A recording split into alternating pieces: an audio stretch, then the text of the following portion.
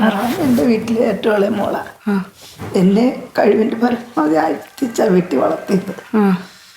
ഞാൻ ജനിച്ച് 1 വയസ്സായപ്പോഴും എൻ്റെ അച്ഛന് ജോലി കിട്ടുന്നത്. അപ്പം അത്രയ്ക്ക് സന്തോഷത്തിൽ എന്നെ വളർത്തിയത്. ജോലി കിട്ടിയ എൻ്റെ സന്തോഷം. പക്ഷെ ഞാൻ കല്യാണ ജീവിതം വേണ്ടാന്ന് വെച്ചൊരു വ്യക്തിയാണ്. രാമായണം വായിച്ചും എവിടെയെങ്കിലും സപ്താഹം നടത്തി. പക്ഷേ ഒരു ക്ഷേത്രത്തിൽ വെച്ച് ഈ പുള്ളിക്കാരനെ കണ്ടപ്പം ഞാൻ എന്തോ എൻ്റെ നാത്തൂനോട് പറഞ്ഞു ഇഷ്ടപ്പെട്ടു. അച്ഛൻ എതിർത്ത്, അമ്മ എതിർത്ത്, 2 ആങ്ങളമാരും എതിർത്ത്, എല്ലാവരും എതിർത്തിട്ട് കെട്ടിയത്. എല്ലാവർക്കും വേണ്ടാതെ കെട്ടി. ഞാൻ സ്വയം കണ്ടുപിടിച്ച ആളാകുമ്പോൾ ഞാൻ എന്തും അനുഭവിക്കാൻ തയ്യാറാണെന്ന് പറഞ്ഞ വീട്ടിൽ നിന്ന് ഇറങ്ങിയത്.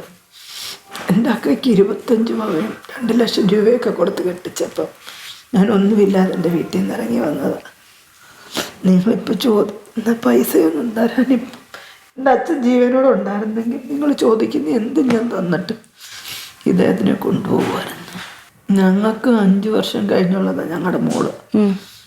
എൻ്റെ മോളിൻ്റെ അടുത്ത് നിന്നില്ല, ഇച്ചിരി നേരം മാറി നിന്നാൽ പോലും എനിക്ക് പ്രത്യേകിച്ച് എനിക്ക് മുമ്പുള്ളവരെ കാര്യം എൻ്റെ അച്ഛൻ എന്നെ അരുത്തിച്ചത് അതുപോലാണല്ലോ എന്നുള്ള ഇതിനോട് എനിക്ക് ഇതൊന്നുമില്ല. പക്ഷെ ഇത്ര എമൗണ്ടൊക്കെ തന്നിട്ട് അദ്ദേഹത്തിന് ഇവിടുന്ന് ഞാനങ്ങനെ കടവോ ഇതുള്ള സാമ്പത്തികം ഞെരുക്കനുഭവിച്ച് വളർന്നിട്ടില്ല. ഞാൻ എൻ്റെ വീട്ടിൽ നിന്ന് കല്യാണം കഴിഞ്ഞിറങ്ങുമ്പോൾ കരയാതെ ചിരിച്ചോണ്ട് ഇറങ്ങിയത്. കാരണം ഞാൻ കരഞ്ഞോണ്ട് ഇറങ്ങിയാൽ എൻ്റെ ആങ്ങളെ മരിക്കും അവിടെ.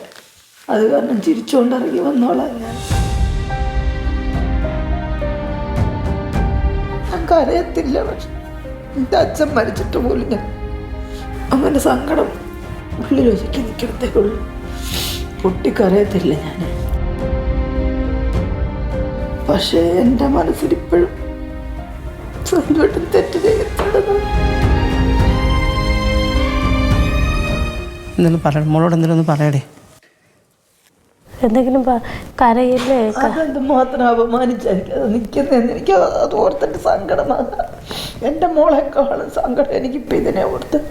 അദ്ദേഹം അവഗണിക്കുന്ന കേട്ടോ. ഇതെല്ലാം കൊടുക്കാന്ന് പറഞ്ഞിട്ട് പുള്ളി അവഗണിക്കും അതിനെ. അബദ്ധം ആർക്കും പറ്റും, പക്ഷെ അവഗണന സഹിക്കാൻ പറ്റത്തില്ലത്.